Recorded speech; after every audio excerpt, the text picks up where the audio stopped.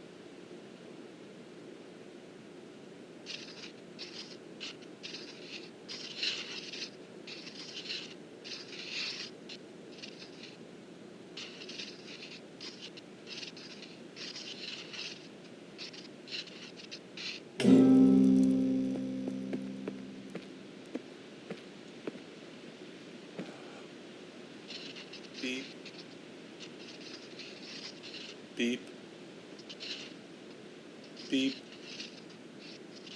Beep. Beep. Beep. You're right there. I mean, beep. Beep. Come on, beep.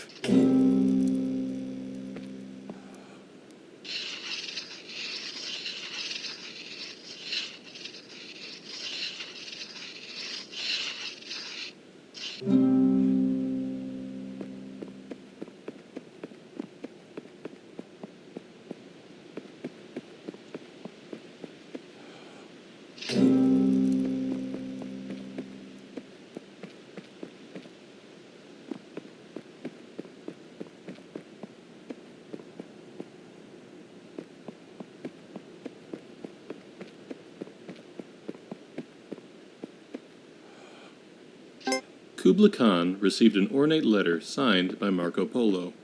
In Madrid, city of lost things, no item remains where it was set. If one drops his key in the dirt, he may never re-enter his home, and even if he manages to stoop and recover the key, he may rise to find a tulip garden where his house once stood. In complementary fashion, things lost by others are forever turning up. A pocket watch on a coffee table, a fond memory in your recollection. I even know of a prince who turned up in a prison cell. When he appealed to the guards for his release, he failed to find the crown on his head, and when he was asked his name, he searched his thoughts, but could not find it. Indeed, the only hope now for the release of this prince of Spain is for you to send back 300 ducats for his release. Of course, he will reward you handsomely once he is out. Yours truly, Marco. Kubla Khan cocked an eyebrow and declared before his court, "Hey everyone, looks like we're about to get ripped off by the guy who traded gold for paper." The court erupted in booming laughter. Italo Calvino, Invisible Cities 2, this time it's visible. Through many births, I have wandered, on and on, searching for, but never finding, better deal than 0% APR on certified pre-owned vehicles. For trucks tougher than a drunk Marine, come to Mike's Pre-Owned, where we do the things that get things done.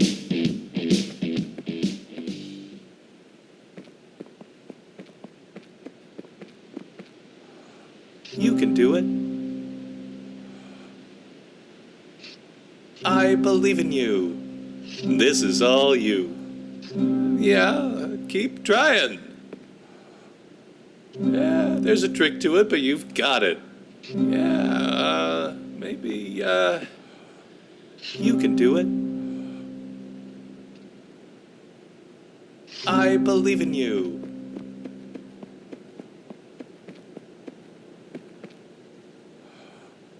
Go on, Don't look at me. Can you hear me? I'm nothing but a rusty chunk of steel. You don't want nothing to do with me.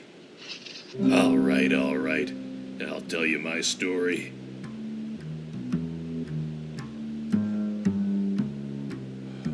It was June the 8th, 1947, gray morning, slightly foggy. I had my own practice then, and I was living higher than a cosmonaut on a stepladder. My hints were subtle, too, real subtle.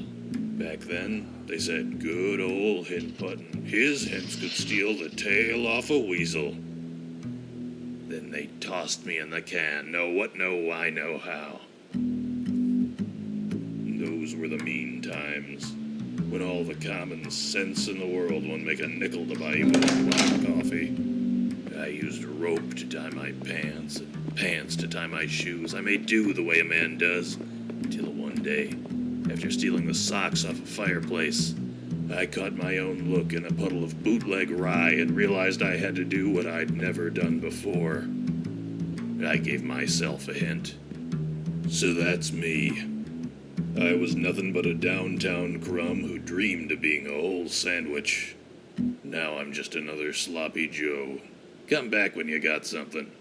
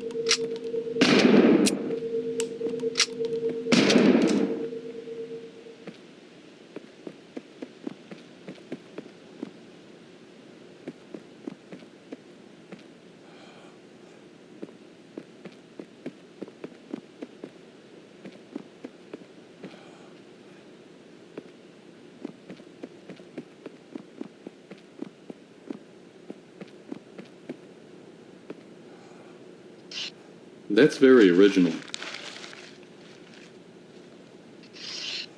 It just needs more red, I think. Try adding some more stuff.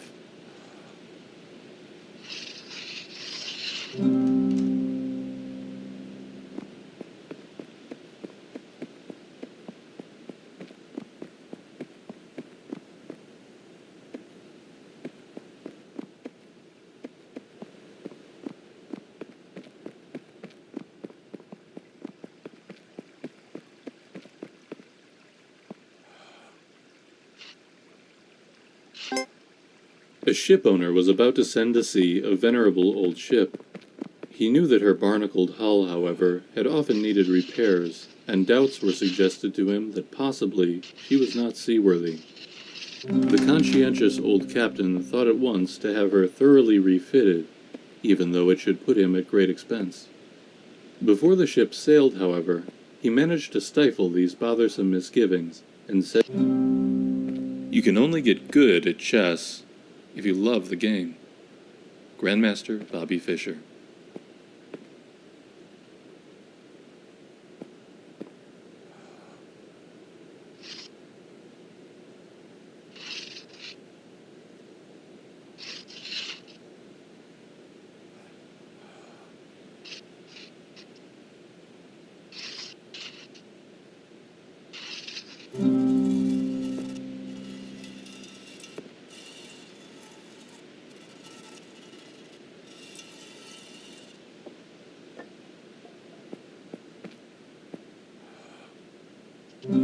I hate chess. I hate chess. I hate chess. World Champion Bobby Fischer.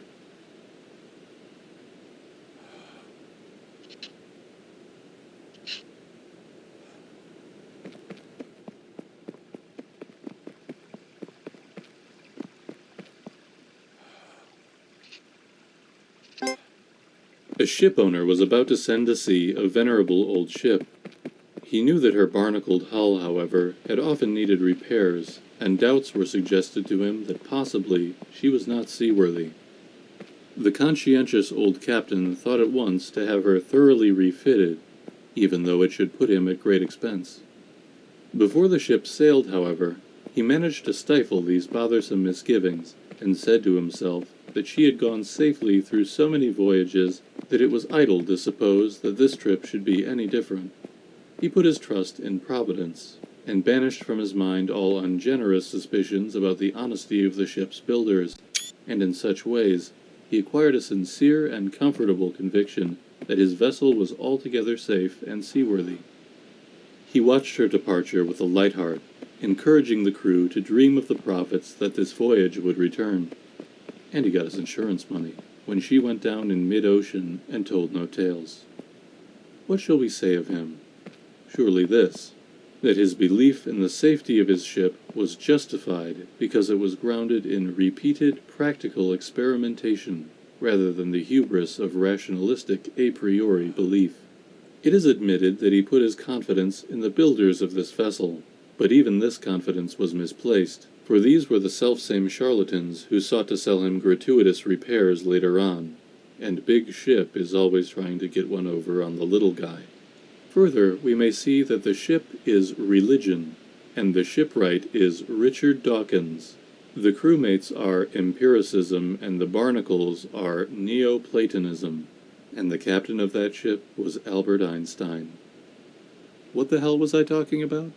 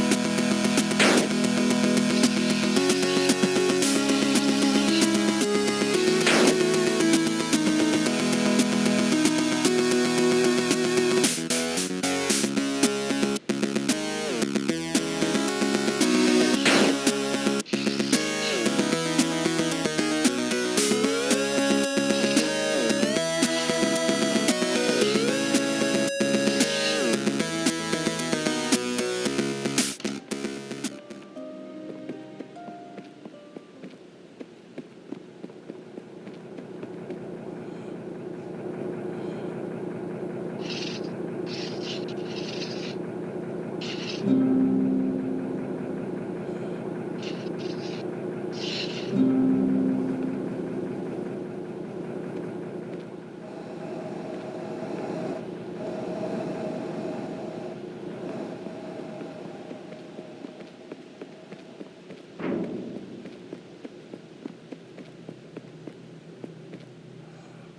back when you got a good one.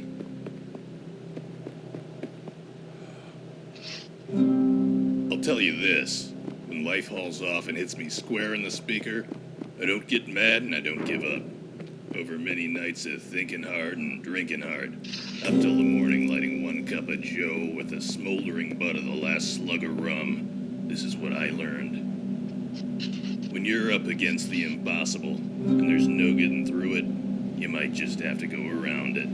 Get a look at the back of the box, if you get me. Read the nutrition facts, if and you follow.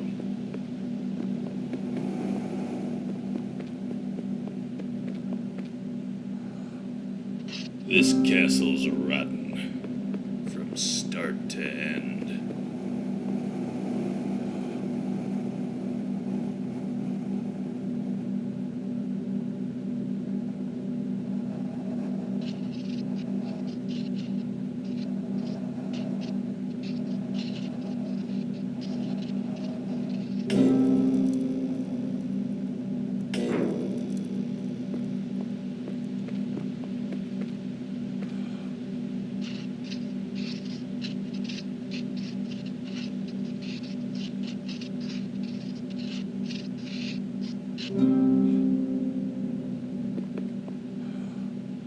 Red is the color of passion, kid, and you don't let passions mix.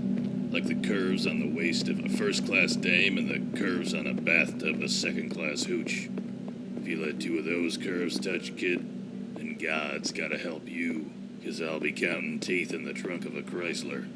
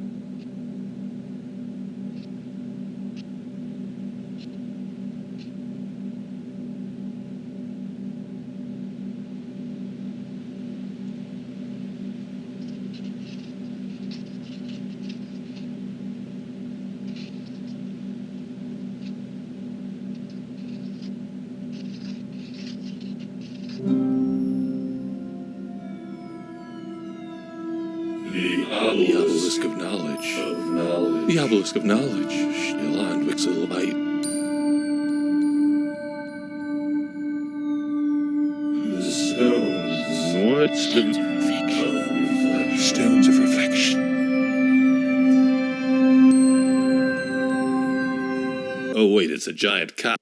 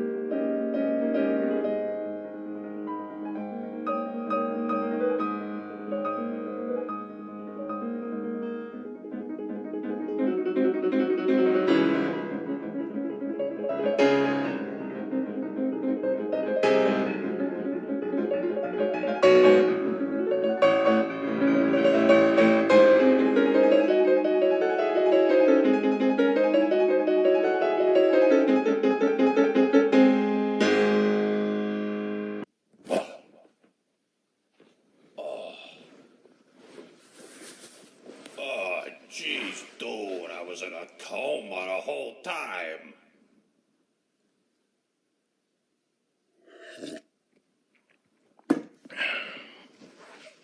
Whoever did this is gonna be some kind of whiz with the computers.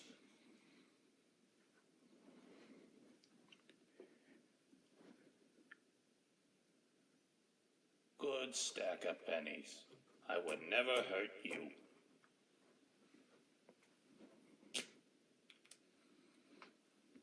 Let's see. Easy one.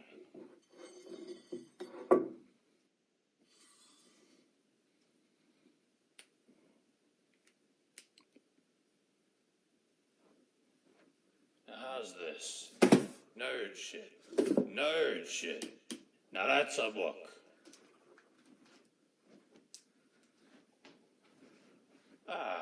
One more puzzle before retirement.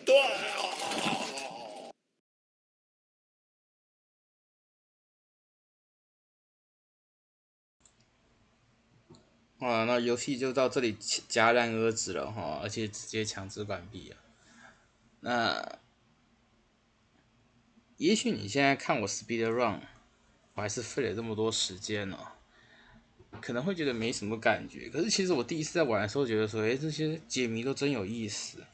例如说，其实里面有几个超级难的谜题，主要是因为我已经过一次了，像在1楼的时候，我不是直接把线画在了电线上嘛？其实那一题很多人都解不开，你也可以在那个Steam上面的社群看到一堆人在上面乱画，大家都过不了，就可以知道它其实那一题很复杂。然后再来就是冷热游戏，这个在国外比较红吧，就是那种 hard and cold， 然后它是用 beep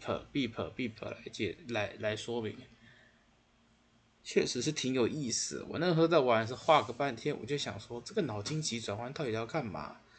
直到我突然发现那个 beep 是有人讲话，而不是我 Discord 里面的人在讲话，我才知道哦，原来那个不是有人在讲话的，那个是提示功能。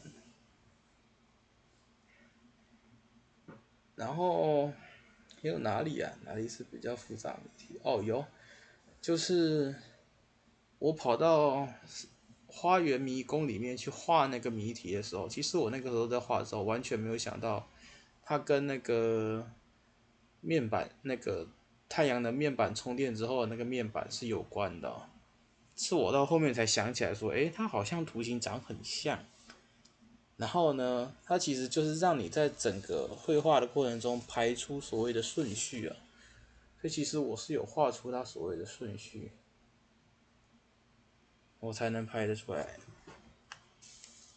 然后还有那个听写啊，就是在刚走完假恐怖那一段的时候，上去不是要画一个空白线嘛？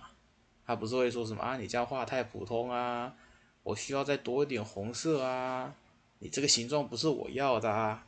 在那个地方跟他玩听力游戏也是挺有趣的。那当然不知道为什么我会突然之间发现这个公式就是画那样的形状必然可以过。然后再来就是瞄准，用连线的时候画瞄准，然后贪吃蛇的街机。其中让我最惊讶的是他用连看做了一个小 VR 战棋的 demo， 其实还蛮有趣的。那他在成就里面有一个是要拿很高分，那我一直都拿不了高分，因为你不可能又画线又在移动，那个真的太难了。那一样哦，那这款游戏我会直接把链接放在底下，它是免费的游戏，Steam的。那其实你都看我玩完了，其实你玩这款游戏它的体验就会下降很多。所以我个人建议呢，这种类型的游戏啊，你当然可以自己体验一次，跑一次流程啊，那也是不错啦。那这一次的影片就到这里先结束了哦。那我们下一期应该还会再做一款不是集合部2022根据的游戏哦，也是一款小品免费的哦。那款也挺有意思哦，那个也不算一款游戏，那是一个概念啊，一种技术发想，也是非常不错哦。那我们下一期再说吧，就这样了，拜拜。